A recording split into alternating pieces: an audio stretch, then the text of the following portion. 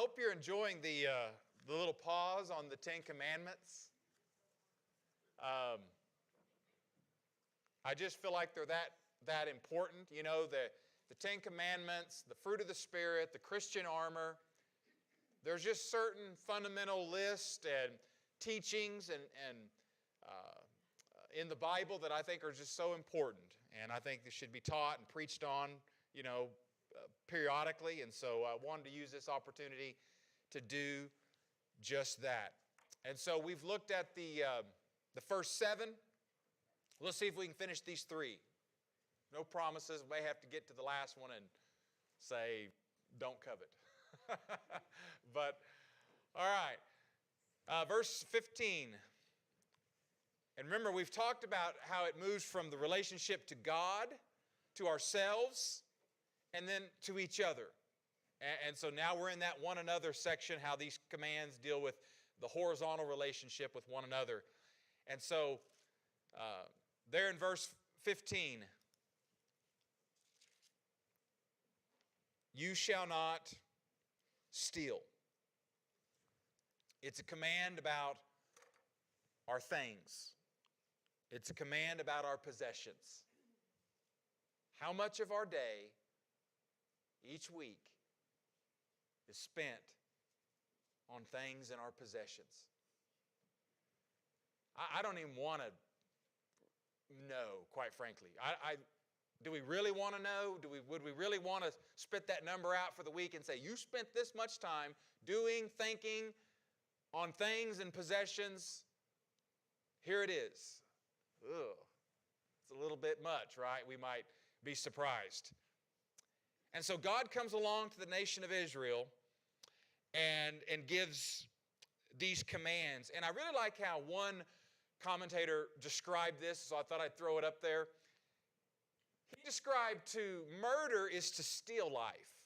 I like that. And then he described to commit adultery is to steal a marriage, right? And so now we come to possessions, that which someone owns or possesses, stealing from another. You know, you've heard we use things, not people. And that's really what a person's doing, right? When they're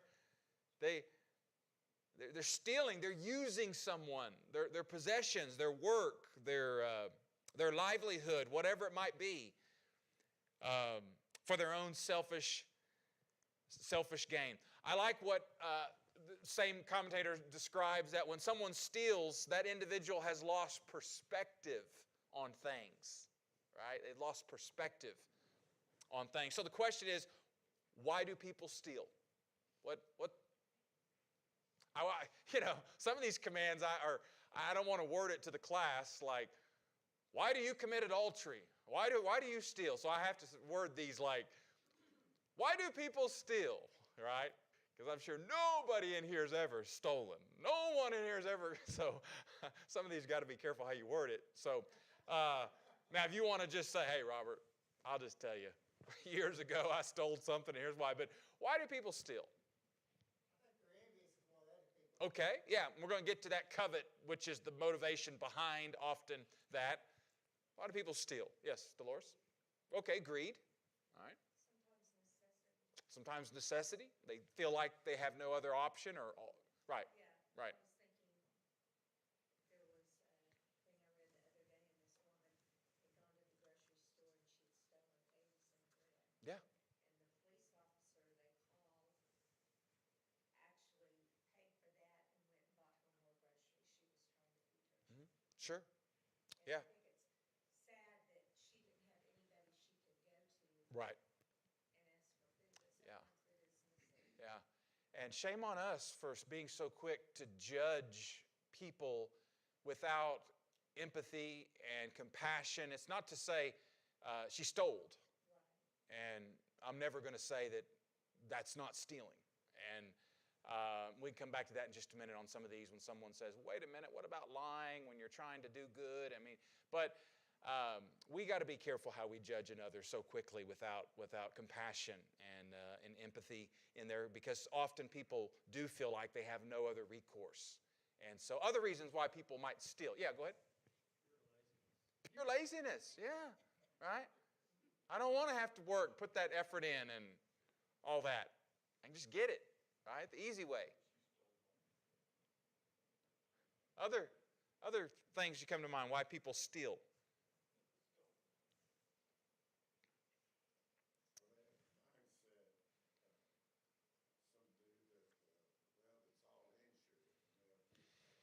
Okay, yeah. Mm-hmm. Yeah, yeah. Someone else owes them, right. They've been wronged, you know. You see a lot of that in, the biggest, and I'll just tell you, the biggest theft takes place at your work. Number one, theft is time. Now, I know we're not talking about time, so a couple of times we may be tempted to talk about time. Well, what about our time? I know we're not talking about time, but I'm just saying, is it, in principle, is it still taking? Right? You're getting paid, right? Your break is over, and now you're still 20, 30 minutes, and so, but beyond that, the biggest theft that takes place every day is in your workplace. What do people do in the break room, in the office, in the warehouse? They don't need that. They don't need that tool, and they don't need that piece of wood and a little bit of sheet, a little bit of, right? That's where everyday theft takes place, I promise you, is at your job. And I don't even, we got Eddie, we got some of them here that own their business, have managing business. They probably tell stories about the theft that takes place among the workers, right? That's where, we are tempted, that person out there that broke into my house. Well, again, it's easy to beat on those folks, but let's bring it a little bit more home to theft on the job. Again, some of that may be I'm entitled, I've worked hard, I wasn't compensated, I was asked to do more. I mean, people can justify, right? All kinds of reasons. Either way, they lose perspective on things. Of course, Bible, 2 ways to own. I can own it, or it can own me, right? How do we know the difference? What could be because that could be a real, do I own my things, or do my things own me? What could be some that could show the different, yeah. A TV. Okay. You can own it, and you can watch it when you want, but if I've got to stay home and watch the Super Bowl, not go Okay. to church. Yeah. Yeah, what else? Go ahead. Your phone? Okay. But how can what are some, that my possessions are not in control of me, I'm in control of them? What could be some, what? Things people collect. Okay, things people collect. Yeah, they go crazy. How about, are we willing to share?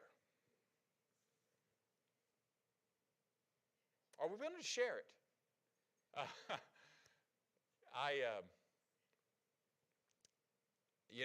I've had a pickup truck for years and different, ministry. It seems like over the years, always someone's in need of a pickup, and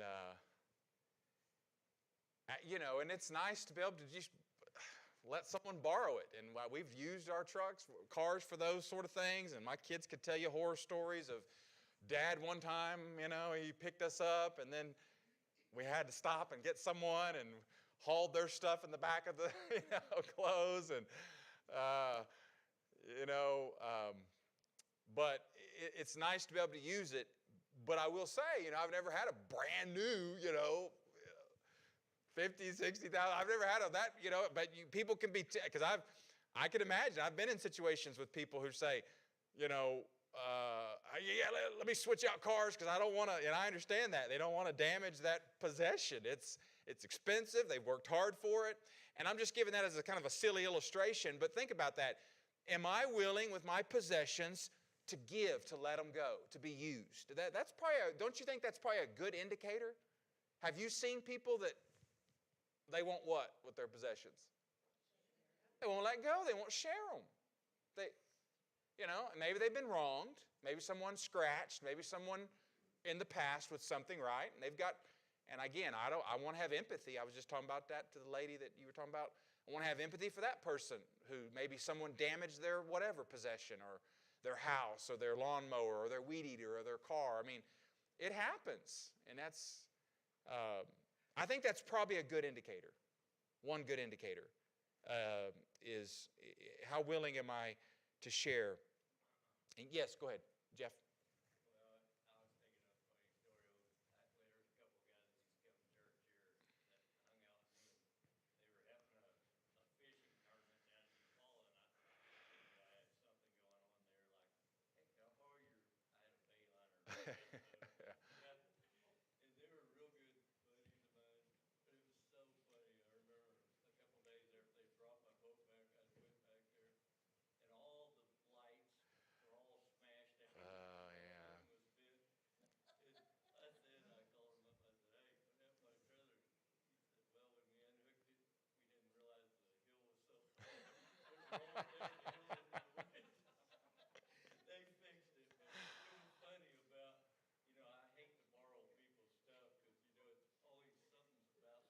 Sure.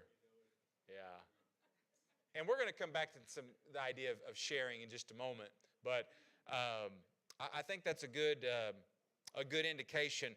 Now, let's think about this command from a nation standpoint. Why is this important to begin a nation like this with these commands?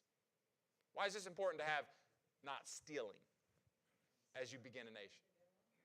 What do you have if you have this going on? What do you... Conflict. You've got what? Chaos, right?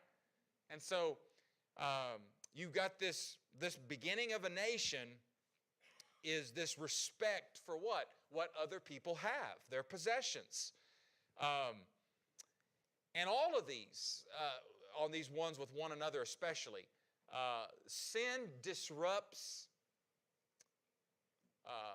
society. Sin disrupts community. Have you noticed that? Sin disrupts family. Sin disrupts neighborhood. Have you seen that? We in Rolling Oaks, we were part of the neighborhood watch and the page, and we've had just a run, especially out of the holidays, going up to the holidays, of people stealing. Maggie has a cousin, and someone smashed in the middle of the night. He had his compound bow and everything was in the back of his truck. He's a big hunter, and he's got a camera, of course. And of course, he shared it on the Facebook page on the Rolling Oaks, because you could see a little bit of the car. I mean, they just jumped out, smashed the window, took it out, right? And there's a bunch of that. Well, of course, holiday time. There was a lot of that going on the last few weeks. But sin disrupts community. It disrupts neighborhood. It disrupts society. And so what you've got is you've got chaos that this will happen. Now, Jesus talks about, of course, stealing in the New Testament and theft and things. Don't want to spend a lot of time here, as I do want to try to get through. But Jesus talks about sharing and giving. Don't let your right hand know what your left hand is doing. Acts 20 and 28 describes that it's more blessed to give than what? To receive. Matthew 6, 19 through 24. Where your treasure is, there is where your heart will be also. Right? Loving money. You can't serve two masters. You'll hate one, despise the other, love the other. You can't serve God and mammoth or money. Where your heart is, there's where your treasure. What will a man give in exchange for his soul if he gains the whole what? World. And ultimately that's theft of our own soul, right? We take a little bit of temporary, short-term success or benefit, or and we sacrifice it for the long term. And so Jesus describes there that what would a man give in exchange for his soul? Remember Ephesians 4:28? Paul says to command those who steal to steal no longer and to work with their hands. And there, by the way, he says once again, one of the primary purposes of work, it's not just to provide for your family. I'm sorry, that's not just the only purpose. So that we can be able to give to those who what? Who are in need. One of the primary purposes of you having a job and money and possessions is so that you can what? Help others. Be a blessing with those jobs and money and possessions. And I understand you can't help everybody. You can't help everybody all the time. And I know there's a difference between bread and eggs and borrowing a bass boat. We have to have wisdom to know that no, I'm not going to let you borrow that. Yes, I certainly will sacrifice for something as basic as necessity and needs. And so, the Hebrew writer, quoting from Joshua, he takes that promise of God, I will never leave you or forsake you. Let me come back to this one on stealing.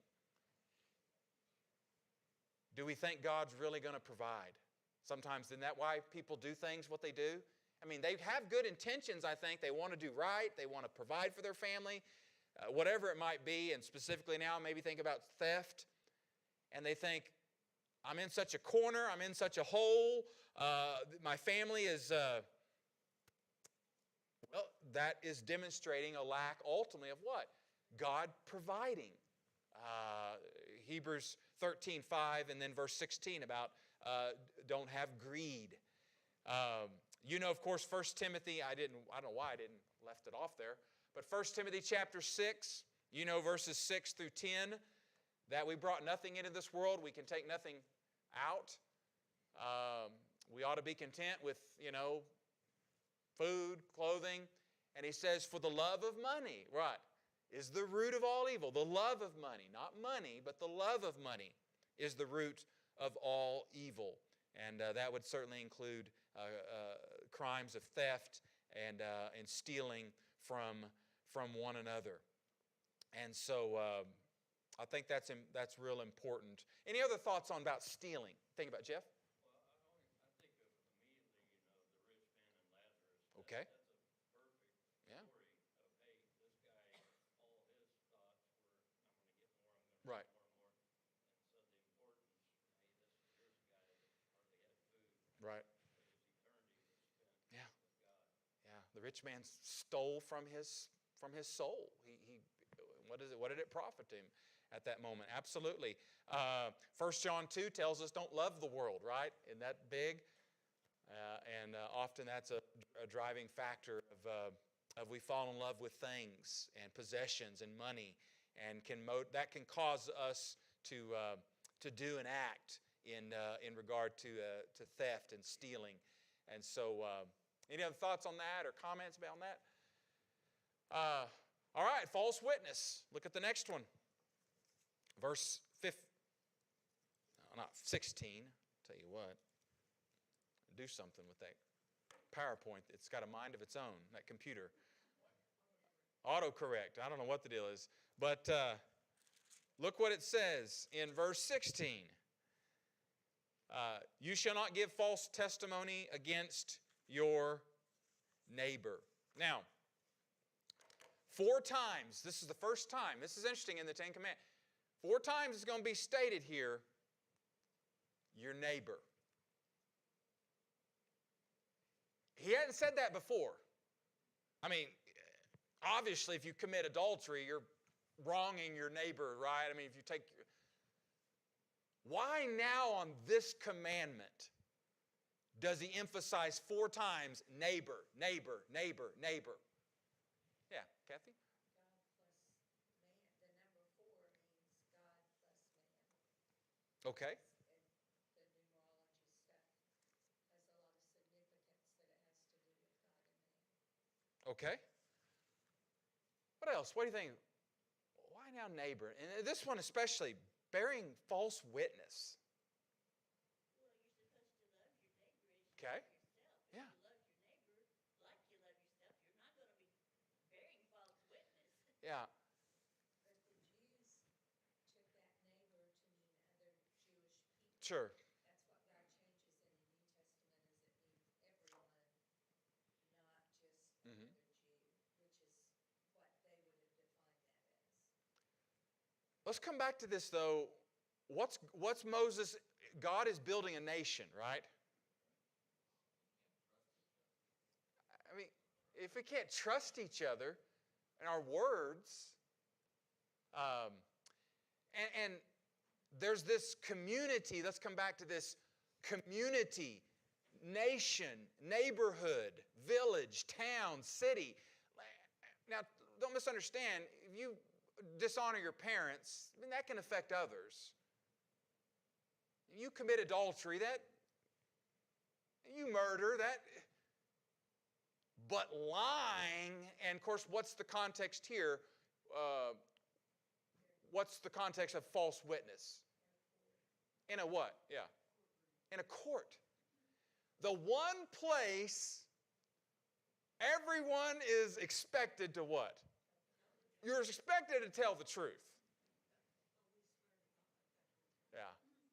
And so in the one place that we've all agreed, now, hey, it's all, sorry, outside the courthouse, I mean, we know people lie every day in the courthouse, and it's ridiculous, but outside that, I mean, it's all, it's, so to speak, fair game on the job, or someone's selling you something. Yeah, they lying, probably, good percentage are. But in the courthouse, in the community, the nation, the city, it's expected that we should tell the truth. And if you don't have this, I mean, what's at the heart of, can you have justice?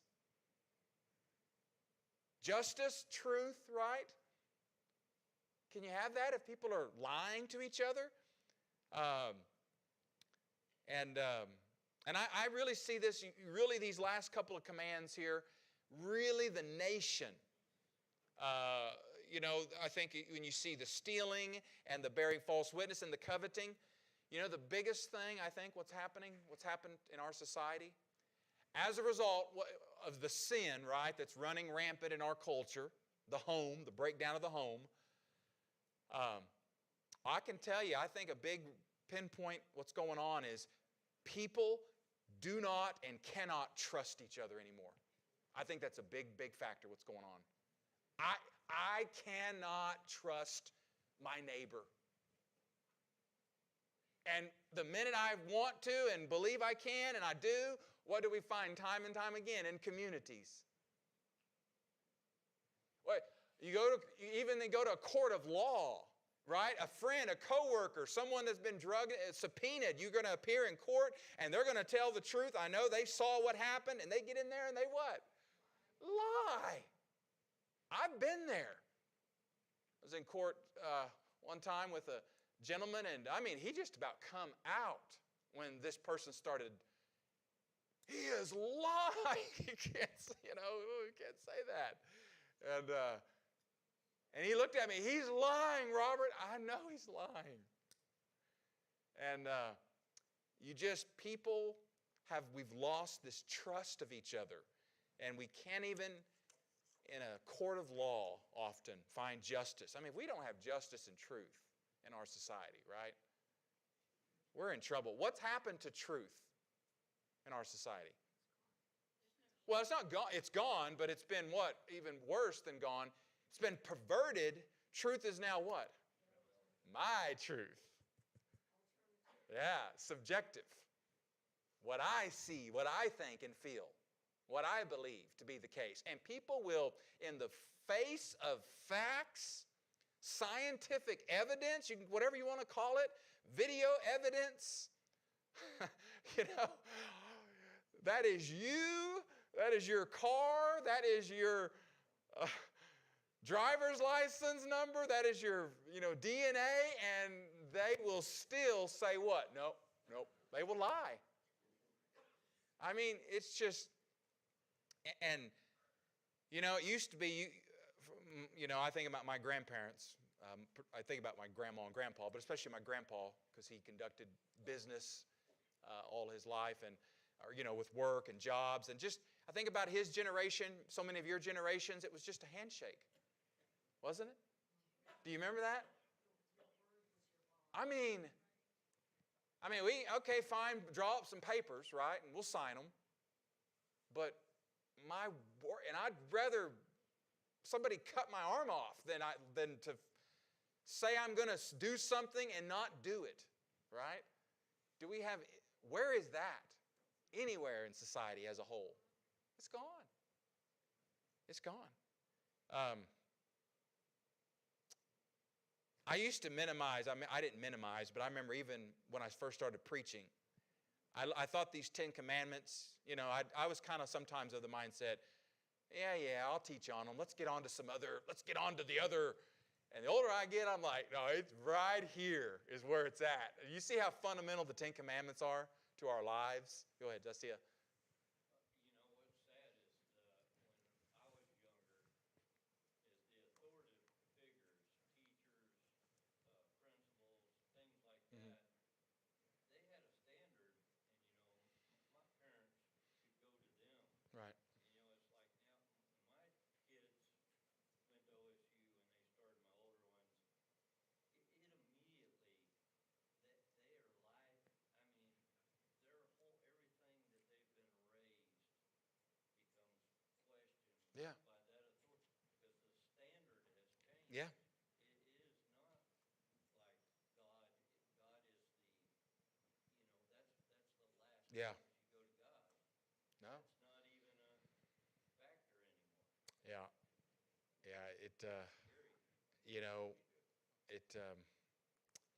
So the context, we could look at is the court. There's the witness in the Old Testament. We need to move on, but there's the false witness that we think about. There's also the witness without cause. Do you remember in the New Testament, Jesus, there was this incident where a bunch of people were dragging a woman saying what? No, not just she committed. We what? We caught her. Now, either they're setting it up or they're lying. And I think they're lying to basically to a big degree. I think maybe she did get committed adultery, of course, but all of you, it's without cause, without. The thing that always got me about it is it takes two to commit adultery. Sure. They Yeah. only show up with Yeah, and they're not after any of that. So there's without cause. There's, of course, the malicious witness. Again, in the court of law is a person is obligated to tell the truth even when they don't want to, even when it's not going to be to their benefit. And that's when people are getting called. It's always one of those when someone is called to testify for someone that they don't like anymore, but they got to tell the truth. They're supposed to. And so there's this malicious witness. And so we've talked a little bit about this false command. Where's truth in our society? I don't want to come back to too much of this. We've already kind of talked about some of this in some of the comments. It goes back to Satan, who is the father of what? All lies. He's very first one, right? And what's interesting is he's distorting, he's twisting what God has said with his words to Eve in the garden. Proverbs, 6 things the Lord hates, yea, 7 are abomination. Let me tell you what that means. It means it's unlimited. When the 6 and 7, all that means to the Hebrew language is these aren't the only ones on the list, okay? But do you notice in those 7, almost half of them deal with falsehood and lying. I think the book of Revelation, why did it have to put that in there? It's got the sorcerers and the idolaters and the adulterers and the murderers. Yeah, they go to hell. And then it says what? And all, hello? You know it. All liars. Oh, I don't like that one bit, right? Why, but it's fundamental to who we are. If Israel does not represent or truth and justice, can they represent God? Who is what? God is truth. God is justice. And so you got to have this with your laws, with your courts. And so quickly here, God cannot lie. Hebrews 6:18. See if we can. Matthew 15:19 through 20. Jesus says, "Out of the heart comes murder, adultery, theft, lying out of the heart. You know, I wish the media would just one time talk about this as a problem in our nation. You know, I saw there was another mass shooting this morning when I woke up in California. I don't know any details other than I just saw the headline. I didn't really have time to read the article. But I just, time and time again on these matters in our nation, we don't get to the heart of the matter. And murder and adultery and theft and lying, it's a heart issue. And, you know, people keep saying, you know, how is this happening? But they're not asking why are these things happening in our nation. And so it's Jesus said, you know, your yes be yes and your no be no. That's integrity. We talked about the handshake, the agreement. Jesus said, speak the truth and love, speaking the truth in love, full of grace and truth. Our words, I like how one preacher said this one time. He said our words, primarily they should have three things in them. They should have love, thankfulness, and truth. I haven't preached that. I need to work up a sermon from that. I've always thought that. I've heard that for years now. But I never have worked a sermon up. That's all. I mean, that is it. Our words, can you think anything that love, thankfulness, and truth is what should characterize our words.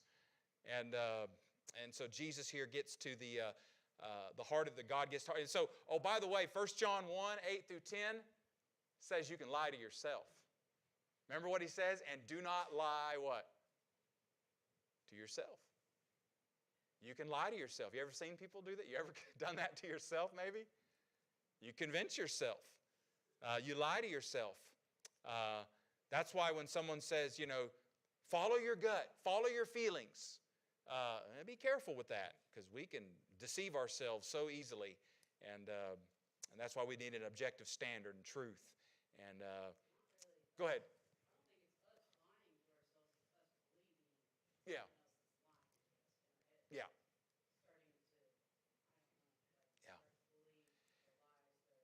Yeah. I mean, have you seen pathological liars? They have lied so long.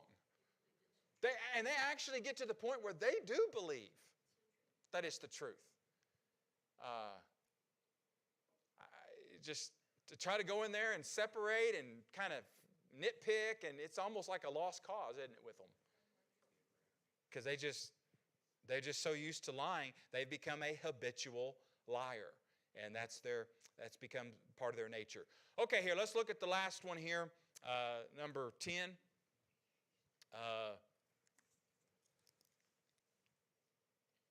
Verse 17. All right, I want you to look for the neighbor again. We've already seen it in verse 16. Do not covet your neighbor's house, your neighbor's wife, male, female, servant, ox, donkey, anything that belongs to your neighbor. Okay, why separate stealing and covet? Why not just put them all in one command, you know, and get a bonus, a 10th one, I guess we could look at it that way. Why? Something without taking it and cause resentment and other things, even if you haven't physically stolen. Mm-hmm. Yeah, I like that. What do you think? What else? What do you think about that ties into that? Yeah. So we're getting to the what of the matter? The heart of the matter, right? And again, Jesus is going to expand or what the real intent of this was ultimately. God's full intent was that don't just commit adultery. That God's not just, yes, He doesn't want us committing adultery with our neighbor's wife or husband, but He also, Jesus says the intent was that you don't lust. And that you don't murder your neighbor, but don't have anger and hatred in your heart. Yes, don't steal, but where does that ultimately come from, as Lucy says? From the heart, the motivation. So, how does that work? What's covet? When does it cross? Because it's a fine line a little bit. Have you ever not seen something someone has and thought, man? So what crosses the line here? What moves into the danger zone, the coveting? I've heard people say, "Boy, I would like that and then have something better." Okay, Trying to cover. right. But you want to work. Some of you guys, do you want your businesses to succeed? Do you work hard? Yeah, you do. So what separates where I don't move into this danger zone? Have you seen people that become so fixated on these things, particularly material things, possessions, money, wealth, that's all they what? It's all they think. It just consumes them, right? And they will sacrifice what? Everything. I imagine, again, maybe some ladies in here have as well, but I imagine there may be a guy or two in here that says, yeah, I've done some of that, preacher. Because we're wired up as men to just work and provide and build and build and build and climb that ladder and conquer that hill and build that company, and we can do all of that. And we can, to the neglect of everything that's real important. And so, it has to start somewhere with this coveting, what my neighbor has and what I want. And if it spirals out of control, it doesn't mean it will every time, okay? Thank goodness. But if I do not keep it in check, if I do not guard this, what can that coveting spiral out of control lead to? Some of these other commands. What are stealing, murder, adultery, right? And so this becomes the danger. Maybe that's why it's last.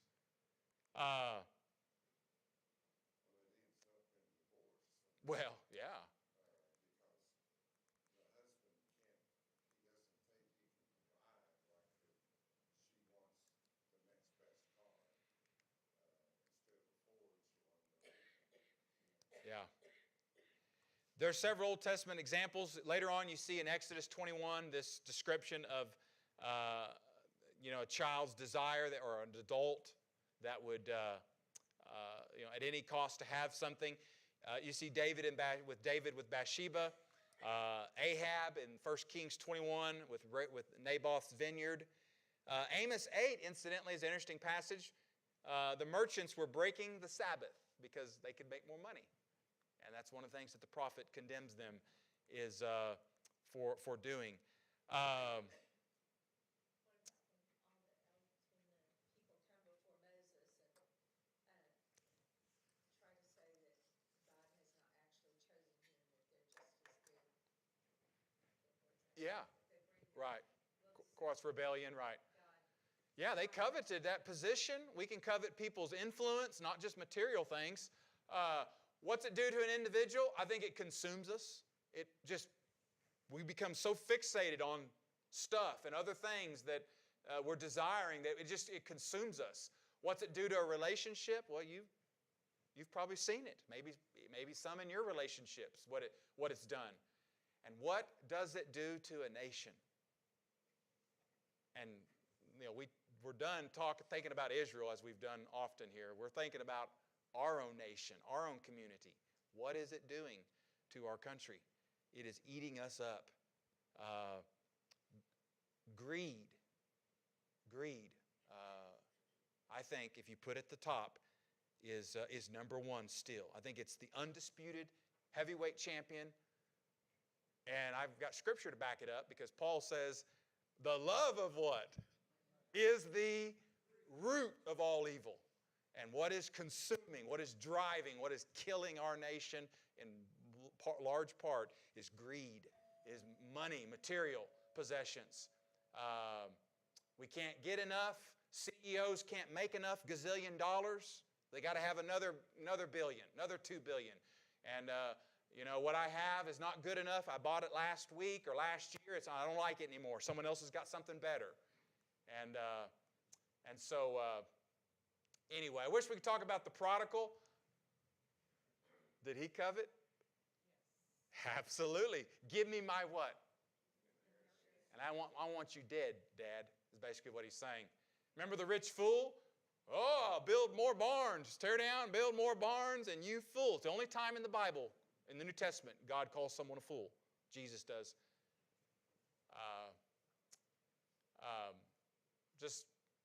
He says about coveting, which is idolatry, Ephesians 3 and 5. There's a lot of different ways we can set idols in our heart. Here's some antidotes to this. Be thankful, be content. And then this one here, I mentioned it earlier. Learn the difference between the eternal and the temporary. Jeff, we were talking about that. The rich man and versus Lazarus, right? Lazarus saw and put his value in what? What was eternal. And even though in this life he had nothing, when he died, he got what? He got everything. The rich man had everything in this life, but when he died, he had nothing. And so learn that difference. All right. Whew, we got through the Ten Commandments. I wanted to get through that today. But each one you're like, well, do we cheat on this one and not talk about it as much? But they're all just, wow, so full of so much. All right, the class is yours.